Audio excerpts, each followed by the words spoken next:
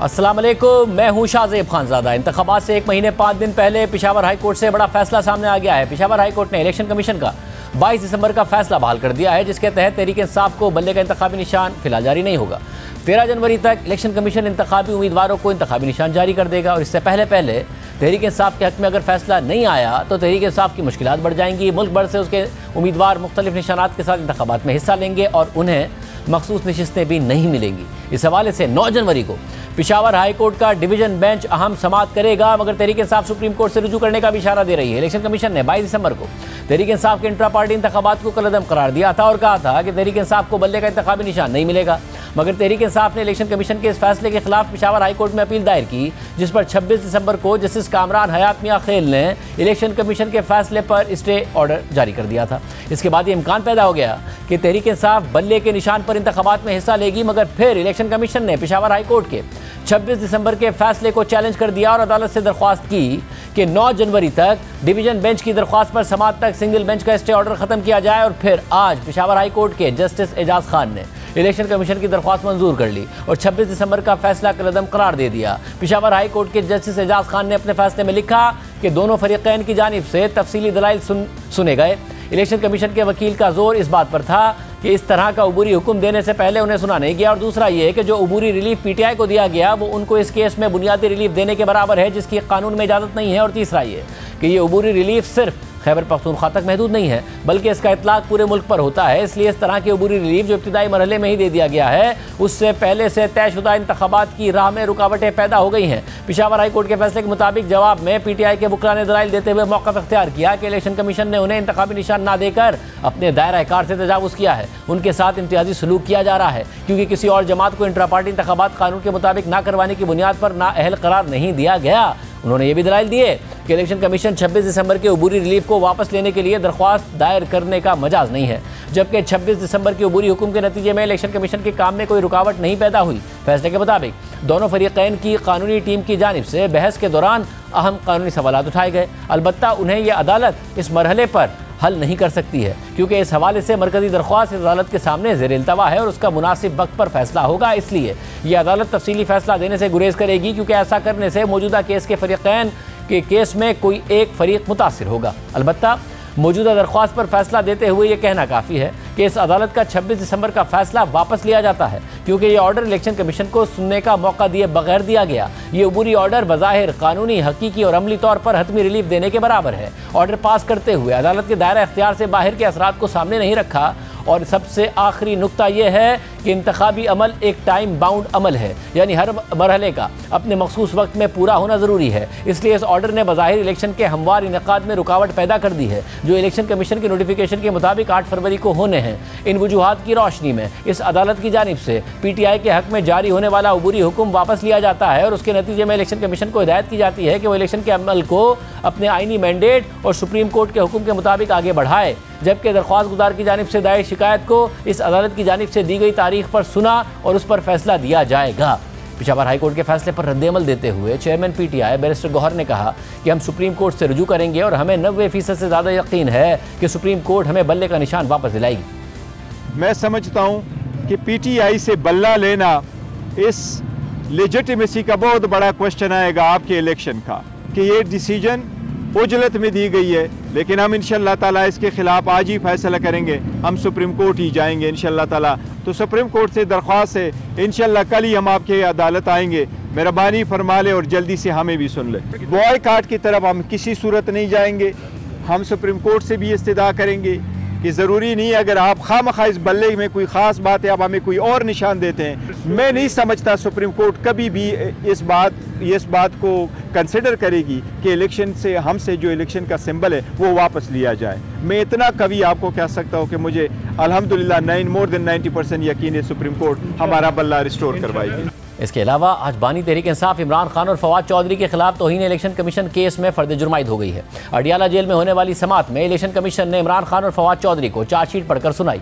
नुमाइंदा जियो न्यूज़ शब्बीर डार के मुताबिक चार्जशीट में बताया गया कि इमरान खान और फवाद चौधरी ने 2022 में इलेक्शन कमीशन के खिलाफ मनसूबाबंदी से तज़ीक आमेज़ मुहिम का सिलसिला शुरू किया। मुल्जिमान ने एक नहीं मुतादिद बार इलेक्शन कमीशन और उसके सरबराह के खिलाफ मुतासिबाना और तज़ीक आमेज़ ज़बान इस्तेमाल की। चार्जशीट के मुताबिक मुल्जिमान ने 12 जुलाई 2022 को भक्कर में अवामी जलसे के दौरान इलेक्शन कमीशन के खिलाफ गैर पार्लिमानी जबान इस्तेमाल की।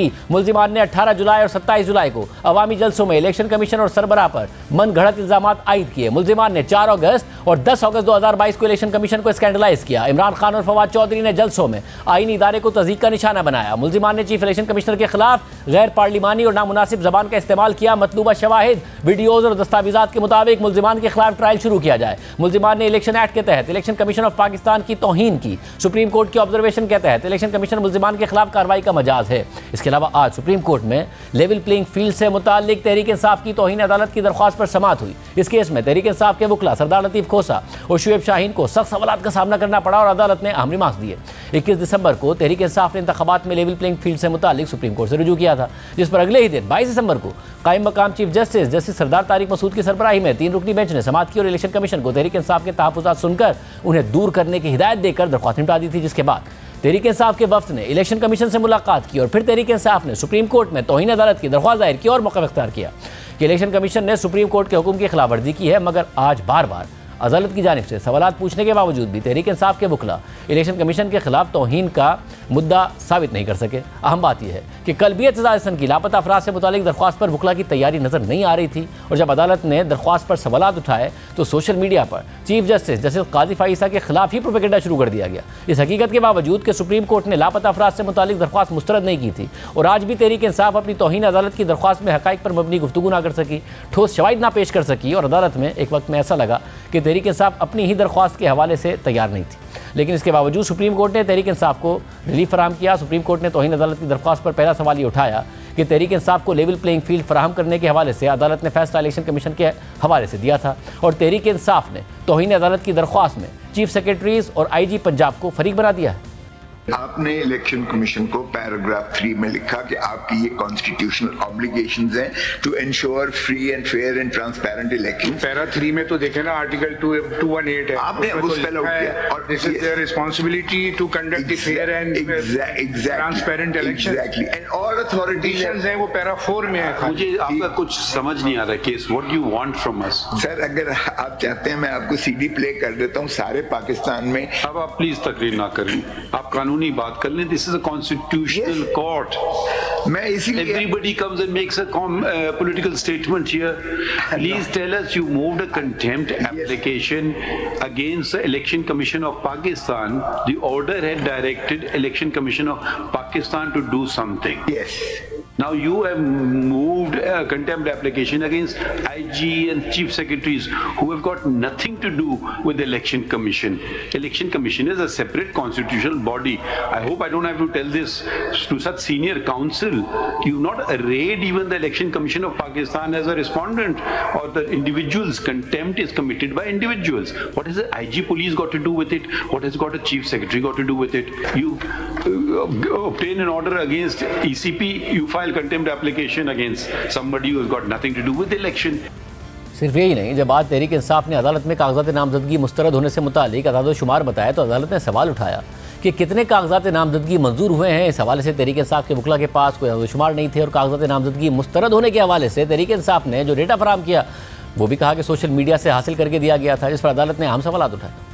अगर किसी का नॉमिनेशन पेपर रिजेक्ट हो गया है उसकी अपील फाइल कर दें। अब जरा ये भी सुन लीजिएगा, सैकड़ों petitions all over the country हुए हैं, नकल भी नहीं दे रहे हैं। इसकी नकल नहीं दे रहे हैं वो जो रिजेक्ट किए हैं नॉमिनेशन पे। आपके एक्सेप्ट कितने हुए हैं सर? एक्सेप्ट कितने हुए हैं? हाँ जी, एक्सेप्ट ये जो रिजेक्ट हुए हैं वो नहीं, रिजेक्ट नहीं, पहले एक्सेप्टेंस का बताइए ना, कितने पूरे पाकिस्तान में NA और प्रोविंशियल मिला के? तो टेबुलेशन मैंने जनाब को दी है, इसमें हमारे आपने एक्सेप्टेंस का नहीं बताया, रिजेक्शन का बताया है। 668 रिजेक्ट किए हैं और एक्सेप्टेंस का इसमें मैंने फिगर्स नहीं दिए। फिगर ना आप जब तक आप ये नहीं बताएंगे कि एक्सेप्टेंस भी हुई है और रिजेक्शन भी हुई है तो how we can understand that? ये मैंने जो CM1 ऑफ 2024 है और मैंने CD लगाई है जिसमें आप देखेंगे। ये जो आपने लिस्ट भी लगाई है ना सर, ये है टोटल 668 फॉर्म्स आपके रिजेक्ट हुए हैं। जी रिजेक्ट। अब इसकी जो सोर्स आपके पास आप बता रहे हैं ना, data has been gathered through monitoring of various social media platform. Yes, sir. ये भी कंफर्म नहीं है आपको कि 668 आपके पार्टी के लोग हैं जिनके फॉर्म रिजेक्ट हो रहे हैं,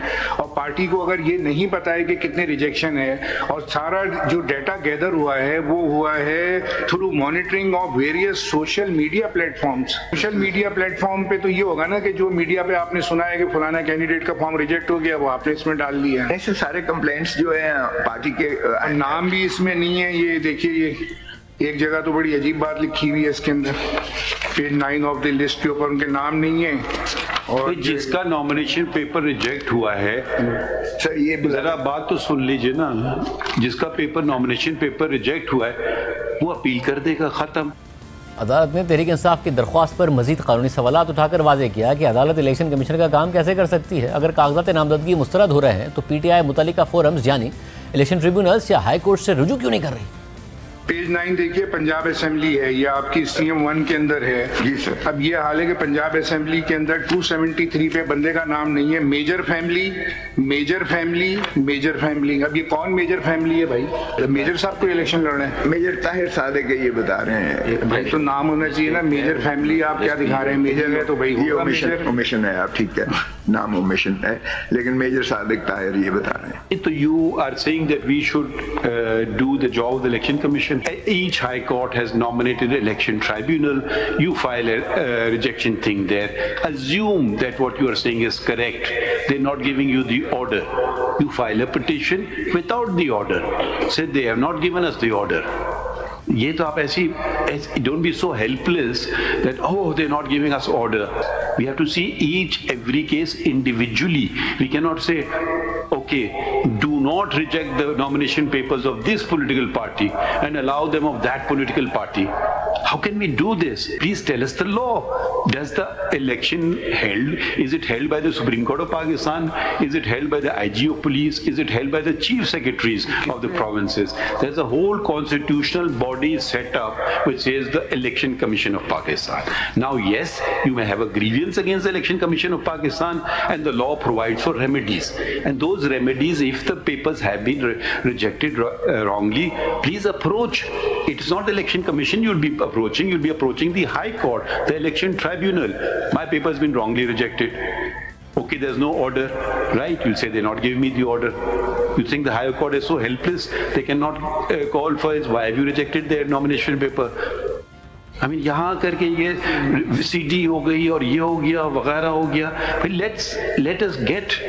We are trying to push through democracy, but every day we come across people not wanting to go into election. सिर्फ यही नहीं, तहरीक इंसाफ ने इलेक्शन कमीशन और दीगर अफसरान के खिलाफ तौहीन अदालत की दरख्वास्त तो दायर कर दी, लेकिन आज अदालत की निशानदही पर तहरीक इंसाफ ये जवाब नहीं दे सकी कि सुप्रीम कोर्ट के फैसले के बाद उसने इलेक्शन कमीशन को कौन सी शिकायत भेजी थी जिसका इजाला ना करके तौहीन अदालत हुई है। साथ ही अदालत ने यह सवाल भी उठाया कि जब तहरीक इंसाफ खुद ये तस्लीम कर रही है कि इलेक्शन कमीशन ने सुप्रीम कोर्ट के फैसले के बाद तमाम मुतल्लिका अफसरान को तहरीक इंसाफ की शिकायत का इजाला करने के लिए हिदायत जारी कर दी थी, तो फिर उसी इलेक्शन कमीशन को तौहीन अदालत के केस में फरीक कैसे बना दिया? इस ऑर्डर के बाद आपकी कंप्लेंट कहाँ है? कंप्लेंट तो यहाँ नहीं लगी हुई, मैंने नहीं लगाई, लेकिन ऑर्डर्स लगाए हैं जो इलेक्शन कमीशन ने पेश की। कमाल है, अगर आप जिस ऑर्डर की कंप्लायंस इलेक्शन कमीशन नहीं कर रहा है वो आपने कंप्लेंट ही नहीं फाइल की। कंप्लेंट नहीं लगी हुई है, लेकिन जो इंस्ट्रक्शंस दिए हैं पेज 14 से CP में, I don't understand. Compliance report में खोसा साहब पेज ये दिसंबर 26 का लेटर है, ये इलेक्शन कमीशन ऑफ पाकिस्तान का रजिस्ट्रार सुप्रीम कोर्ट को लिखा है। इनको दिखाएं खोसा साहब को। इसमें पैराग्राफ 4 के अंदर लिखा है that after the meeting the delegation of PTI the commission taking immediately notice has issued instruction. Sir ये मोटी वाली किताब में पेज, इसका पेज नहीं है, तीसरे नंबर पे ये पेज नंबर नहीं डाले। Commissioner Islamabad and all the 4 provincial chief secretaries, inspectors general of police and all the 4 provincial election commission. In turn, the provincial election commissioners have issued the instructions to the DROs and ROs. Copies are annexed E to E24. Further, all such complaints are being proactively handled by the complaint cell at the highest level. ये election commission ने कहा है। ठीक है। और page मैंने अगर ये कहा है उन्होंने, तो कंटेम्प्ट भी तो आपने उन्हीं के खिलाफ लगाई है। उन्होंने और पेज कर दी उन्होंने। मैंने आपकी पूरी कंटेम्प्ट एप्लीकेशन पढ़ ली है, उसमें आपने कोई एक स्पेसिफिक एलिगेशन भी नहीं लगाया है। आपने बस जनरल बातें की हैं, free and fair election, we completely agree with this, we 100% endorse it. तो where is anything specific? So what you we can, unless you want us to substitute ourselves as the Election Commission of Pakistan, we should hold the elections ourselves, वो भी हमने करके देख लिया कि जो फिर क्या हुआ था उस इलेक्शन में, जो आपने जो एलिगेशंस लगाए थे, एंड फिर हम सुप्रीम कोर्ट ने कितना वक्त ज़ाया किया, और फिर वो मालूम हुआ कि कोई भी सब्सटैंशिएटेड एलिगेशन नहीं थे। 35 पंचर वाली जो बात इसी कोर्ट में हुई थी, उसमें भी उन्होंने बहुत सारी बेज़ाब्तियों का अनफॉल किया था, अगरचे और हर चीज मुस्तरद हुई, कोई कंपैरिजन नहीं है उसका और इसका, कोई कंपैरिजन नहीं। आज जो कुछ हो रहा है इस पाकिस्तान में, आप देख ले जरा, ये खुद चीफ अपना इलेक्शन कमिश्नर ने स्पेल आउट किया है 12 पे, जो मैंने अर्ज किया। इलेक्शन कमिश्नर हमने तो नहीं अपॉइंट किया है ना, आप ही ने अपॉइंट किया। मैंने नहीं किया ना। तो आप जो बातें आप देखिए, कोई पाकिस्तान को जिम्मेदारी नहीं लेता है। लेवल प्लेइंग फील्ड दे दे, लेवल प्लेइंग फील्ड सारी दुनिया को नजर आ रहा है कि लेवल प्लेइंग फील्ड आप नहीं दे रहे हैं इनको, बताइए। बिल्कुल दे रहे हैं सर, एक मिनट, एक दे रहे हैं सर 550 पूछ लेना उनसे, एक मिनट बोलने दीजिए ना उनको। सर मैं सवाल किया है, जवाब तो देने दीजिए। Sir with your permission sir, ये जो अभी दोबारा रिपोर्ट दी है, इसमें एज मनी एज 23 यहाँ हजारों की तादाद में हो रहा है। 30 complaints so far commission has received on record, and every complaint has been sent to the relevant quarter, even up to the level of the RO, to keep their offices open and accept the receive the nomination papers and decide it according to law. सिर्फ यही नहीं, जब तहरीक इंसाफ के वकील लतीफ़ खोसा ने IG Punjab के conduct के हवाले से सवालात उठाए तो चीफ जस्टिस ने उनसे सवाल किया कि आपने इलेक्शन कमीशन के सामने आईजी पंजाब की शिकायत की है, तो उन्होंने नफी में जवाब दिया। ये अब आईजी को अगर फ्री हैंड मिल जाता है, चीफ सेक्रेटरी अगर डिफाइंस करता है, there are provisions in the law itself whereby the IG and the chief secretary can be taken to task by the election commission of Pakistan. They should be rather taken to task. Did you move an application before the ECP to do so, to take action against the IG और chief secretary of Punjab? नहीं लिखा, हमने नहीं लिखा।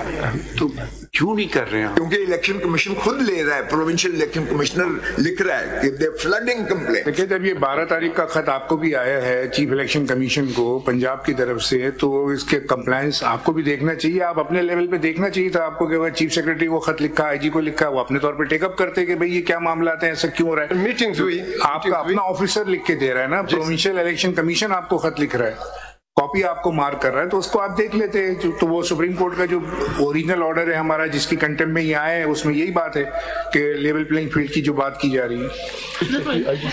और इन तमाम खामियों के बाद चीफ जस्टिस ने तहरीक इंसाफ की दरख्वास्त पर आईजी पंजाब और चीफ सेक्रेटरी पंजाब से पीटीआई की शिकायत के हवाले से जवाब तलब कर लिया और उन्हें नोटिस जारी कर दिया। मगर तहरीक इंसाफ ने तौहीन अदालत की दरख्वास्त से हटकर जब मजीद सज़ा की तो चीफ जस्टिस ने वादे किया कि हम पहले ही बहुत आगे जाकर आपके लिए ये सब कुछ कर रहे हैं।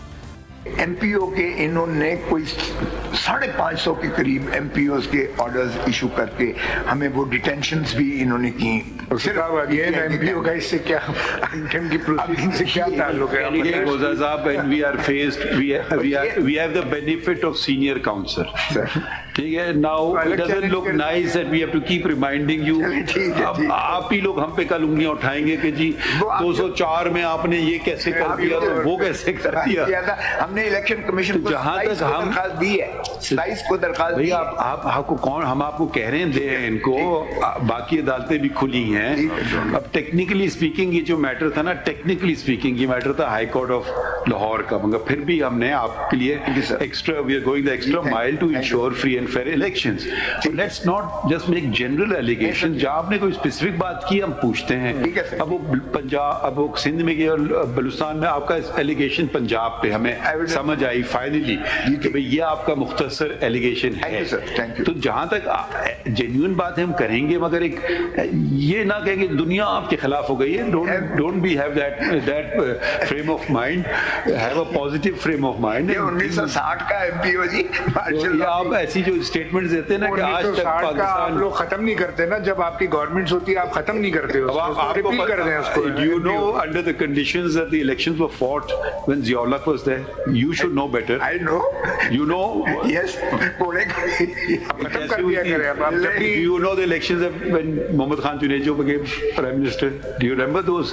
वो तो so they were क्या हुआ था, बड़ी मुश्किल से भाई इलेक्शन। तो don't just say the worst election। List बना के रखिए, जब गवर्नमेंट आए ना सारे ऐसे लॉस खत्म कर दीजिए, वरना तो वो शेरवानी सिलवाने चले गए थे। अच्छा, इस कोर्ट के इलेक्शन करवाए। एनीथिंग एल्स और यू हैप्पी? अगर जब हम सवाल पूछे करें नाराज ना हुआ करें, बस इतनी रिक्वेस्ट है आपसे। सब कुछ हो रहा है मगर उसके बावजूद सबसे ज़्यादा तनकीद चीफ जस्टिस काजी फाइज़ साहब पर तहरीक इंसाफ की तरफ से की जा रही है। तहकीकाती सहाफ़ी उमर चीमा साहब हमारे साथ। चीमा साहब बहुत शुक्रिया मैं शो में ज्वाइन करने के लिए।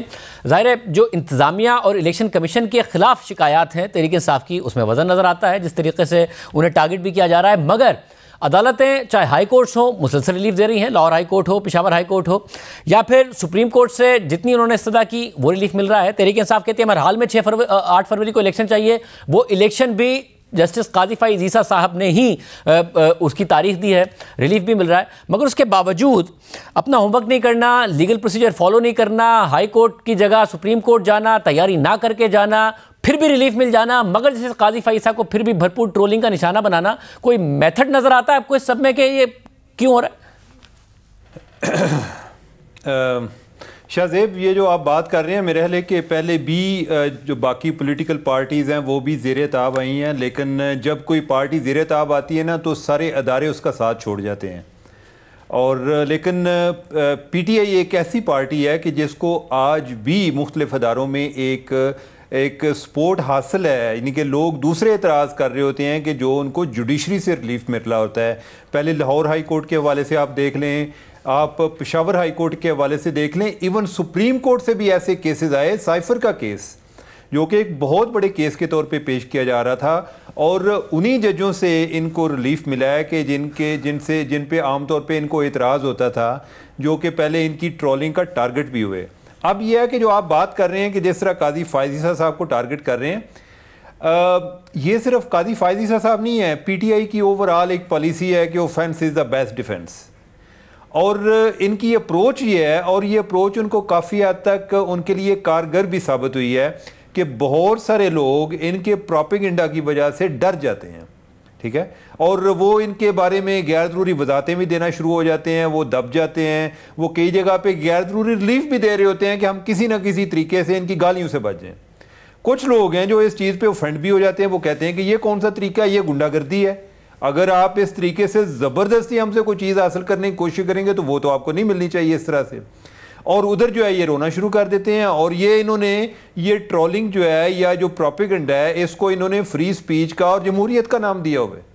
अपने लिए इनके अलहदा म्यार हैं, बाकियों के लिए अलहदा म्यार हैं, ठीक है। हर जगह पे ये रूल ऑफ लॉ चाह रहे होते हैं। आप इनको कहें कि कोई अपनी बात ये मेरिट पर करके दिखाएं, उधर से भाग जाते हैं, बल्कि ऊपर से कोई इल्ज़ाम लगा देंगे जी कि तुम फलां के साथ मिले हुए हो, फलां के साथ मिले हुए हो, ठीक है। तो उनका एक बड़ा एक सिंपलिस्टिक सा आर्गूमेंट होता है। तो इनके साथ जो मेरिट पे बात करना है वो बाज़ औक़ात बड़ी मुश्किल हो जाती है। आप ये देखें ना, इनका एक हाल देखें कि वो मुतालबा क्या कर रहे हैं कि एक शफाफ इलेक्शन का, और उन पे एतराज़ क्या आ रहा है कि वो अपनी पार्टी में शफाफ इलेक्शन नहीं करा पा रहे, ठीक है। वो मुतालबा कर रहे हैं लेवल प्लेइंग फील्ड का, और उन पे एतराज़ क्या आ रहा है कि अपनी पार्टी में जो अपने कैंडिडेट्स हैं उनको आप लेवल प्लेइंग फील्ड नहीं दे रहे। इनका एक तरफ से एतराज़ ये आ रहा था कि हमारे जो लोग हैं उनसे कागजात नामजदगी छीने जा रहे हैं, तो इन्होंने अपनी पार्टी में जो लोगों ने इलेक्शन लड़ना था उनको कागजात ही नहीं दिए, वो सारे लोग इन पे एतराज़ कर रहे हैं, ठीक है। तो ये मेरिट पर बात करते नहीं है, और ये नैरेटिव भी इसी तरह से बनाते हैं, और हमारे बहुत सारे लोग जो हैं वो उसमें उस रो में बह भी जाते हैं कि वो उनको लगता है कि जी जमहूरियत का मतलब ये है जी कि चूंकि उनके साथ ज्यादती हो रही है, क्यों हो रही है, क्या किसी जगह पे मेरिट फॉलो ना करने की वजह से हो रही है या मेरिट फॉलो करने की वजह से हो रही है।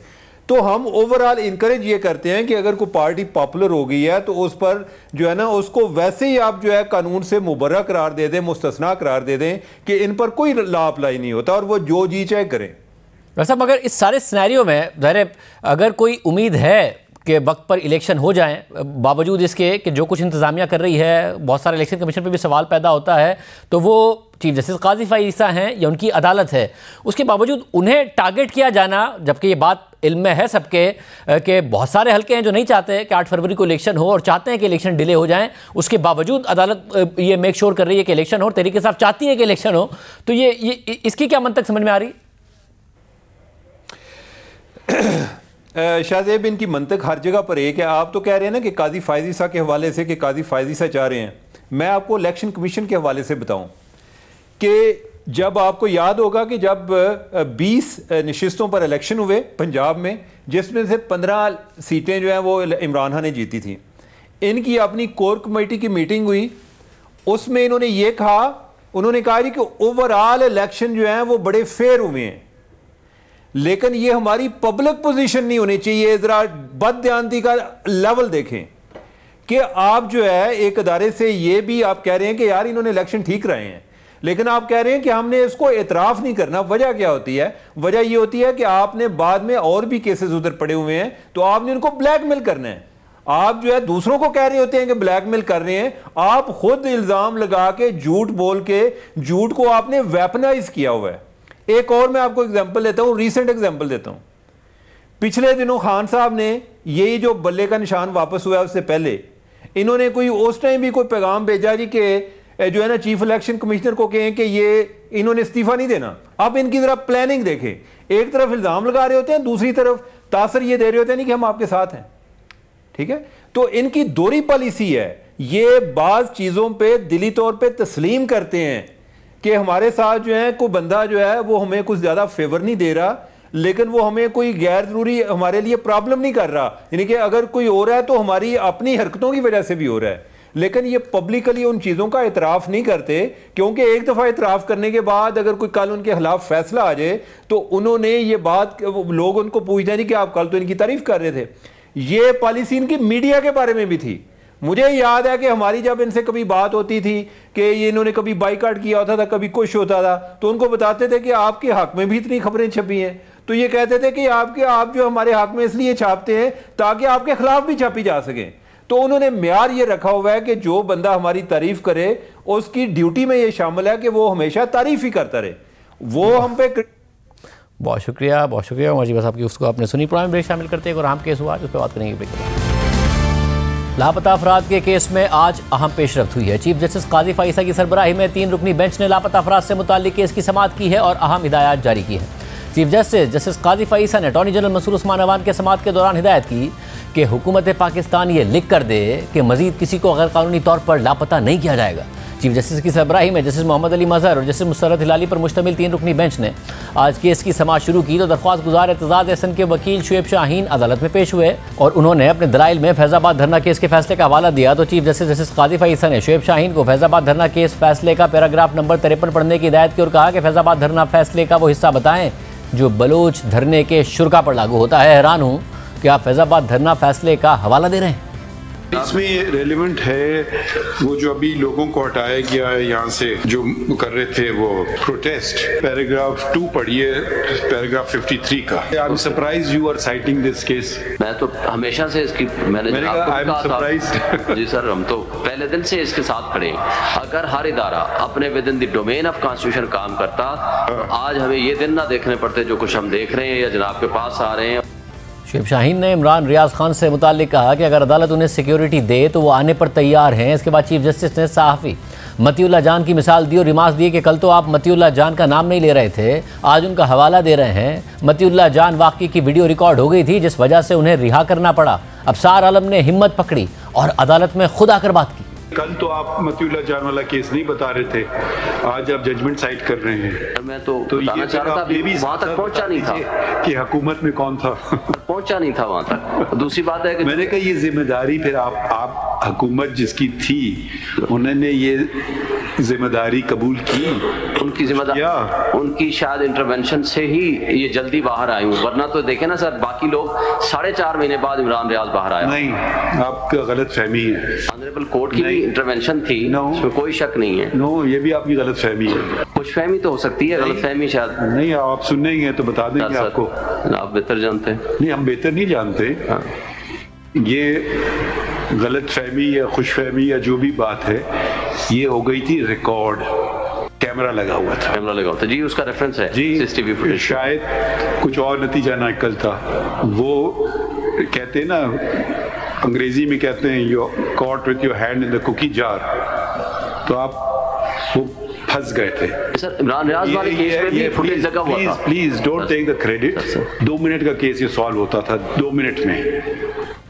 नहीं, देखिए, या तो डर लगे या हुकूमत चला लें या फिर बस ऐशो कर लें। हर चीजें हमारे पे आप डाल देते हैं कोर्टों पे।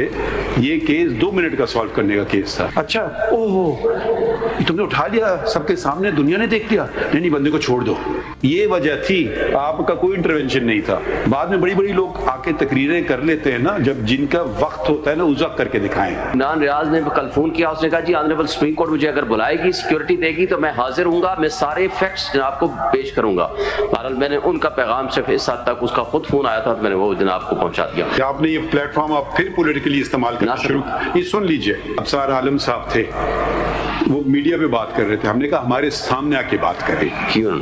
ठीक है, वो आए, सामने बात की, बिल्कुल की। हम क्या रेड कार्पेट पे छाएंगे किसी के लिए? अगर मुझे अदालत बुलाएगी, कमाल है, आप उनका नाम इस्तेमाल कर रहे हैं, हम तो उनको ना बुलाना चाहते हैं ना उनका नाम इस्तेमाल करना चाह रहे हैं। हमारे पास क्या कोई फौज खड़ी है जो हम आपको प्रोटेक्शन देंगे? ऐसे कैसे बाहर जाते हैं? उनको अभी भी प्रोटेक्शन मिली हुई है क्या? जो उसका ज़ाहिर है उतनी प्रोटेक्शन नहीं होगी। फिर बाहर जाएगा, यहाँ तो आके स्टेटमेंट दे देगा शायद वो। बहरहाल मैं उस पर मजीद कमेंट ना ही करूँ तो बेहतर है। तो शेख रशीद साहब ने आपको क्या कहा? मुझे कुछ भी नहीं कहा। जिसके एक बंदे का मुझे कॉल आई, मैंने आपको इन्फॉर्म कर दिया, किसी ने मुझे फर्दर कॉल नहीं की। बैठ के प्रेस कॉन्फ्रेंस कर लेते हैं कि हम जी फला जगह गए, आप जाके उसके खिलाफ बात करते हैं कि नहीं इनके साथ तो कुछ हुआ है। डेफिनेटली वो खुद क्यों नहीं कहती? इतने बड़े खुद उन्होंने कहा तो है, लेकिन शायद इस काबिल ना हूँ कि वो बात नहीं कर सकते, तो हमारे लिए क्या ये लोग? जब इलेक्शन हुआ था, जब उनका डिस्क्वालिफिकेशन का केस था, तो वो तो आ गए कोर्ट। जब धरना केस था तो वो तो आ गए। अब आप उनके स्पोक्समैन किधर से बन गए? पर्सन्स में शामिल किया जाएगा तो हम जनाब के सामने एक अर्जदाश्त तो पेश करेंगे ना। डिटेल्स तो वही देंगे ना इंसिडेंट की। अभी तक तो कुछ नहीं पता। आप भी जो बता रहे हैं, आपको एक्चुअल फैक्ट्स तो नहीं पता। बनाना चाह रहे हैं, फिर हम नहीं इजाजत देंगे आपको। इसके बाद 3 रुकनी बेंच ने लापता अफराद केस में दरख्वास्त गुजार आमना मसूद जजुआ को सुना और फिर अटॉर्नी जनरल को हिदायत की कि हमें हुकूमत पाकिस्तान लिख कर दे कि मजीद किसी को गैर कानूनी तौर पर लापता नहीं किया जाएगा।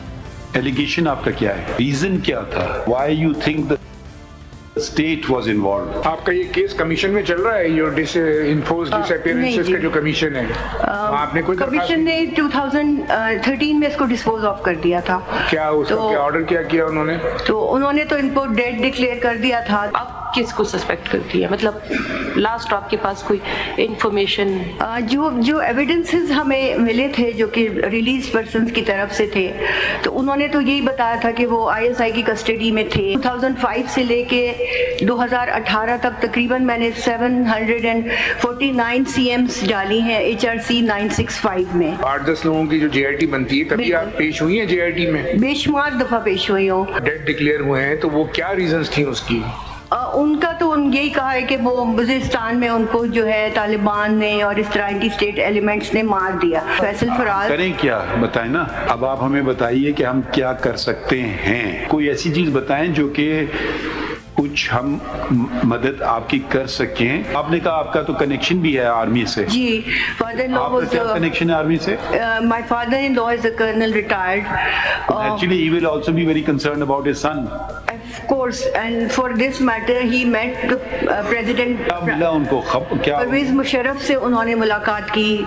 उन्होंने ISI के जो DGs थे इनसे मुलाकात किया। उनको मिला, बताया क्या तो किया? उन्होंने उनको यही आदमी है, हमने इसको उठाया हुआ है या नहीं? हमारे एक ऑफिशियल स्टेटमेंट हमेशा उनको मिली कि हम अभी have no interest in your son. Concerned ministries would be Ministry of Interior and Ministry of Defence. She's alleging it against Pervez Musharraf. So that comes Ministry of Defence. He was president at that time. Ministry of Defence. Chief of Army Staff as well. So yes, Ministry of. Are you prepared to make a statement on behalf of the federal government that you will not pick up anyone illegally without due process of law? Absolutely, sir. We want it in writing. It should not be a section officer. No, it is. We want the highest level of people giving the statement. लापता अफराद commission के काम और कारकर्दगी से मुतालिक chief justice ने पूछा कि लापता अफराद कमीशन के सरबराह कौन हैं और उनकी कितनी उम्र है और कमीशन के अराकीन तनख्वाह क्यों ले रहे हैं। कमीशन जो था मिसिंग पर्संस का, ये वजूद में है या नहीं है? है सर, है। कौन हेड कर रहा है? It is being headed by Justice retired Javed Iqbal. How old is he now? He should be now what 77, 78. Voluntary है या इनको तनख्वाह मिलती है? सर हाँ तनख्वाह मिलती है सर, 4 हो गए जी बिल्कुल। Are they paid or is voluntary work? Sir पे होते हैं सर, पे करते हैं सर। अभी जो हाई कोर्ट के जजेस रिटायर हैं उनको हाई कोर्ट का पैकेज जो होता है वो मिलते हैं। अच्छा, तो वो तो उनको पेंशन मिलती है वैसे ही। पेंशन तो लेते हैं सर। नहीं तो जो सुप्रीम कोर्ट के रिटायर है उनको सुप्रीम कोर्ट की तनख्वाह है, जो हाई कोर्ट से रिटायर है उनको हाई कोर्ट की तनख्वाह, यही है। उनको क्यों मिलती है तनख्वाह? के अलावा क्यों क्या जवाब? नहीं मतलब समझ नहीं आ रही बात। जी ये अटॉर्नी जनरल साहब से उनका पैकेज तो वही होता है ना जो वो लास्ट सर्विस कर रहे होते हैं। समाअत के दौरान एतजाज हसन ने रोस्टरम पर आकर कहा कि लापता अफराद कमीशन में हाजिर सर्विस जज को होना चाहिए, जिस पर चीफ जस्टिस ने रिमार्क्स दिए कि जस्टिस रिटायर्ड जावेद इकबाल को आपकी हुकूमत ने मुकर्रर किया था। जबरी गुमशुदगियों से मुतालिक एतजाज हसन की दरख्वास्त पर चीफ जस्टिस ने वाजे किया कि जो लोग घरों को वापस आ गए हैं उन्हें खुद अदालत आना होगा। रिटायर्ड जज को माफ कीजिए कोई नहीं सीरियसली लेगा। जस्टिस जावेद इकबाल साहब हैं, आपने अपॉइंट किया था उनको? जी सर, मैं क्या कहें आपको, तो आपकी हुकूमत ने, सॉरी आपने नहीं किया तो अब आपकी हुकूमत ने थोड़ी तो रिस्पॉन्सिबिलिटी इत्तेजाज साहब, और आपका भी यही होगा। वो वाले केसेस हम नहीं अटेंड करेंगे, नहीं वो वाले केसेस जो है ना वो हम नहीं अटेंड करेंगे, आपको बता रहे हैं अभी से। हम मिसिंग पर्सन पे फोकस कर रहे हैं। We are exercising jurisdiction, habeas corpus jurisdiction. If a person comes home, habeas corpus finishes. Person comes home, who picked him up, what comes up, that person is at liberty to go and do whatever he wants to. But our job ends there, and we will certainly not hear you in respect of those who are not even before us. हम चाहते नहीं है ये सारा लिखें, अगर आप चाहते हैं हम लिख देंगे। In public interest, no. In public interest, 4 लोगों के नाम पब्लिक इंटरेस्ट में आ गए सर, 4 लोगों के नहीं है ये, 4 लोगों के आपने नाम लिखे। सुप्रीम कोर्ट ने आमना मसूद जंजुआ की दरख्वास्त पर वजारत दाखिला और वजारत दिफा से जवाब तलब करते हुए कहा कि आमना मसूद जंजुआ के केस को संजीदगी से लिया जाए, रजिस्ट्रार ऑफिस एतजाज हसन की दरख्वास्त को नंबर लगाए और वफाकी हुकूमत लापता अफराद की तफसीलात पर रिपोर्ट जमा कराए। इसके अलावा आज इस्लामाबाद हाई कोर्ट में बलूच मुजाहिरीन की इस्लामाबाद पुलिस के खिलाफ दरख्वास्त पर भी समाअत हुई। जस्टिस मोहसिन अख्तर कियानी ने केस की समाअत करने के बाद नेशनल प्रेस क्लब के बाहर धरना देने वाली बलूच फैमिलीज को हटाने से रोक दिया है और इंतजामिया को हुक्म दिया है कि बलूच मुजाहिरीन को हिरासत न किया जाए। डिप्टी कमिश्नर और SSP ऑपरेशंस 5 जनवरी को ज़ाती हैसियत में इस्लामाबाद हाई कोर्ट पेश हों। प्रोग्राम में एक ब्रेक शामिल करते हैं। पाकिस्तान में तकरीबन हर शोबे में रिफॉर्म्स की ज़रूरत है और तालीम का शोबा इसमें सर फहरिस्त है। और तालीम के शोबे में एक अहम डेवलपमेंट हुई। पाकिस्तान में स्कूलों में सबसे बड़ा मसला टीचर्स की क्वालिटी का है, उनके मेरिट पर भर्ती होने का है। टीचिंग प्रोफेशन की वही इज्जत और अहमियत होने का है जो दीगर प्रोफेशंस की है। पाकिस्तान में आपको डॉक्टर, इंजीनियर, वकील, अकाउंटेंट या फाइनेंशियल एक्सपर्ट बनने के लिए जो मखसूस तालीम और ट्रेनिंग और स्किल दरकार होती है, मुतादिद अहम शोबों में तो लाइसेंस के मरहले से गुजरना होता है ताकि तस्दीक हो सके कि आप उस काम की सलाहियत रखते हैं या नहीं रखते। मगर टीचर बनने के लिए ऐसा नहीं है, इम्तिहान दें और टीचर बन जाए। मगर हुकूमत सिंध ने इस हवाले से पहला कदम उठाया था और गुज़िश्ता बरस मई में टीचर्स की भर्ती के लिए BEd प्रोग्राम के साथ एक टीचिंग लाइसेंसिंग एग्ज़ाम पॉलिसी का ऐलान कर दिया था और अब 400 नई वैकेंसीज़ पर इम्तिहान होने जा रहा है। पहले 14 ग्रेड तक असातिज़ा की भर्ती सिर्फ ग्रेजुएशन की बुनियाद पर होती थी, मगर अब ये नई वैकेंसी सिर्फ उन ग्रेजुएट्स के लिए होंगी जिन्होंने BEd प्रोग्राम में ग्रेजुएट करने के साथ साथ लाइसेंसिंग का इम्तिहान पास किया है। और आम बात यह है कि इस पूरे निज़ाम को बनाने में हुकूमत सिंध के साथ साथ प्राइवेट सेक्टर ने अहम किरदार अदा किया और Aga Khan institute for educational development authority, Sindh teachers educational development authority और दूरबीन ने इसमें बहुत अहम किरदार अदा किया है। यूनिवर्सिटीज़, स्कूल, मैनेजमेंट, टीचर्स, वालिदैन और स्टूडेंट्स के भी इनपुट से ये पॉलिसी लाई गई। इस पर बात करेंगे। हमारे साथ मौजूद हैं मारूफ समाजी कारकुन और ज़िंदगी ट्रस्ट के बानी सिद्धार्थ रॉय साहब। सिद्धार्थ साहब, बहुत शुक्रिया शो में ज्वाइन करने के लिए। खुद सरकारी स्कूल से पढ़ा हूँ मैं, इसलिए इस अहमियत को समझता हूँ कि जो टीचर्स हैं उनकी क्वालिटी को कितना इम्प्रूव करने की ज़रूरत है। मगर उसमें सवाल ये है कि वो कैसे इम्प्रूव होगी। जो लाइसेंसिंग आप ये पूरी पॉलिसी लेकर आए हैं, इससे कैसे इम्प्रूव होगी, इसके फ़ायदे क्या हैं? देखिए, सबसे पहले तो लाइसेंस होता है किस लिए लोगों को समझना बहुत ज़रूरी है। बिकॉज जब पिछली दफ़ा सरदार अली शाह जिनकी मिनिस्ट्री के अंदर ये स्टार्ट हुआ, जब उन्होंने अनाउंस किया कि हम एक लाइसेंसिंग की पॉलिसी लाना चाह रहे हैं, तो अगले दिन अखबार में छप गया कि टीचर्स को गन का लाइसेंस दे रहे हैं शायद ये। सो वो ये लोगों को कॉन्सेप्ट ही नहीं है कि टीचर को लाइसेंस की ज़रूरत होती है। तो जब भी पब्लिक सेफ्टी की बात आती है, चाहे वो डॉक्टर हो, मरीज़ को मार सकता है उसको लाइसेंस चाहिए, इंजीनियर को चाहिए वो घर गिर सकता है, गाड़ी चलाने के लिए लाइसेंस चाहिए। इसी तरीके से टीचर को जो लाइसेंस देने का मरहला लाए हैं वो इसीलिए कि क्वालिफाइड टीचर्स को इंसेंटिव दे रहे हैं। और देखें, ये बात समझने की ज़रूरत है कि ये डराना नहीं है लाइसेंस, क्योंकि लोग अक्सर ये ना समझ रहे हो, बहुत सारे गवर्नमेंट टीचर्स के में उनके लिए इंसेंटिव बनेगा ये जो टीचर इस वक्त गवर्नमेंट में है या नहीं है। क्योंकि हम ये चाहते हैं कि ज़्यादा से ज़्यादा लोग लाइसेंस लें, क्योंकि वैकेंसीज थी अभी टीचिंग पोस्ट के लिए 1200 लोग पास हुए और फिर उसके बाद स्टैंडर्ड नीचे लेते गए और फिर जो भर्तियां हुई आप खुद सोच सकते हैं। बट क्योंकि यहाँ टीचर कोई बनना ही नहीं चाहता, तो लाइसेंस हम लेकर आए ताकि क्वालिफाइड टीचर को मौका मिले आगे जाने का।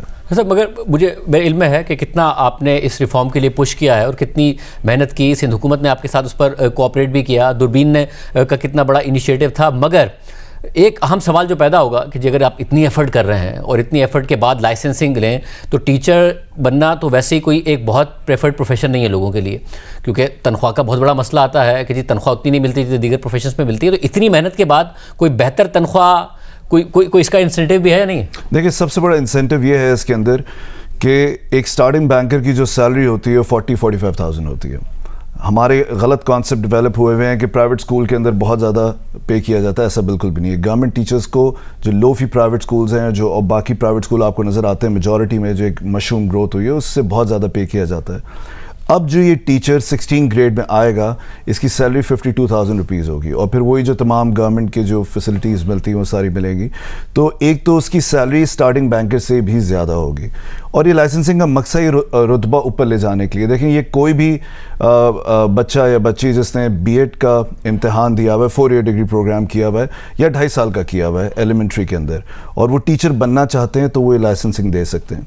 सबसे बड़ी न्यूज़, ये जो गवर्नमेंट टीचर्स इस वक्त हैं हमारे मुल्क के अंदर, सिंध के अंदर, उन्होंने अगर मास्टर्स किया हुआ है या एमएड किया हुआ है और या फिर उन्होंने एलिमेंट्री के अंदर बीएड किया हुआ है 4 ईयर 2.5 साल, उन दोनों के अंदर पब्लिक सर्विस कमीशन के रूल के तहत जैसे ही वो लाइसेंसिंग देंगे, वो सारे भी 16 ग्रेड में आ सकते हैं जितनी पोस्ट क्रिएट हुई हैं। तो ये एक बहुत बड़ा इंसेंटिव है। सबसे बड़ा इंसेंटिव ये है कि क्वालिफिकेशन होना ज़रूरी होगी। सबसे ख़तरनाक बात हमारे मुल्क में क्या हुई कि डिसाइड कर लिया गया एक दिन, अगर आप सोचेंगे कई सालों पहले ही हुआ, अगर आप सुबह उठें और अखबार में इश्तिहार आया वो कि अगर आप हॉस्पिटल में हार्ट सर्जरी करना चाहते हैं तो आपके पास कोई भी डिग्री हो, आप आएँ, एक टेस्ट दें और हम आपको इन सर्विस में ट्रेन करेंगे, आप हार्ट सर्जरी कर लेंगे, आप ब्रेन से। कभी नहीं होता। बट इस मुल्क में हुकूमत और प्राइवेट इदारों ने असल में ये तबाही लेकर आए थे इनिशियली, और ये अखबार में एड्स आना शुरू हुए सालों पहले कि आपने कुछ भी पढ़ा हो, बीकॉम हो, बीओ, आप आए, एक टेस्ट दें और बन जाए। ये बेचारे बहुत अच्छे अच्छे टीचर्स थे, उन्होंने क्वालिफिकेशन ही नहीं ली। 143 टीचर्स ट्रेनिंग कॉलेज हैं इस मुल्क में, एक जो दूरबीन हमने टर्न अराउंड किया। बाकी ये गवर्नमेंट के टीचर्स ट्रेनिंग कॉलेजेस कुछ तो बिल्कुल ही बीएड प्रोग्राम बंद कर चुके हैं। तो अब हम इन सब को चाहते हैं ये रिवाइव हो, ताकि ये जो बैचलर्स की डिग्री एजुकेशन के अंदर मास्टर्स की, ये डेवलप हो, ये हम इसको और लोगों को इंसेंटिव दे कि आके डिग्री लें और लाइसेंसिंग दे। तो आई थिंक ये एक बहुत बड़ा इम्पैक्ट क्रिएट करेगा, और ख़ासतौर पे प्राइवेट स्कूल के अंदर कुछ अरसे बाद, बिकॉज वहाँ पर भी माँ बाप पूछेंगे, फिर एक वक्त आएगा, हम अभी कोई कदगर नहीं लगा रहे लाइसेंस इंसेंटिव के लिए, बट माँ बाप एक दिन आके पूछेंगे कि भाई आपकी हमारे स्कूल में जब बच्चा पढ़ता है वहाँ पर टीचर के पास लाइसेंस है या नहीं है। जब ये सवाल पूछना शुरू होगा और गवर्नमेंट में ज़्यादा लाइसेंस होंगे तो प्राइवेट सेक्टर भी फिर कम्पीट कर कर आगे आएगा और लाइसेंसिंग लेगा। यानी आप ये कह रहे हैं कि एक तो गवर्नमेंट में भी बड़े स्केल पर हो जाएगा ये, कम वैकेंसीज पर नहीं, बल्कि मुस्तकबिल में ये ट्रांसलेट हो जाएगा। जो एग्जिस्टिंग टीचर्स हैं उनको मौका मिलेगा कि अगर वो लाइसेंसिंग लेकर आना चाहते हैं तो उनको प्रमोशन और सैलरी रेस का मौका मिलेगा। और प्राइवेट सेक्टर में भी हर कोई टीचर बन जाए ये नहीं होगा, आहिस्ता आहिस्ता कल्चर डेवलप होगा कि जी आप प्रॉपर लाइसेंस टीचर हैं। वो कहते हैं ना कि जो काम आपसे कोई नहीं करा सकता आपकी अम्मी नहीं करा सकती, अबू नहीं करा सकती, बीवी नहीं करा सकती, वो कंपटीशन करा देता है। तो कंपटीशन जो है वो प्राइवेट सेक्टर को बिल्कुल ही चेंज कर देगा। बहुत शुक्रिया सर, सबकी गुफ्तगू आपने सुनी। आज के प्रोग्राम में इतना ही, इजाज़त दीजिए। अल्लाह हाफ़िज़।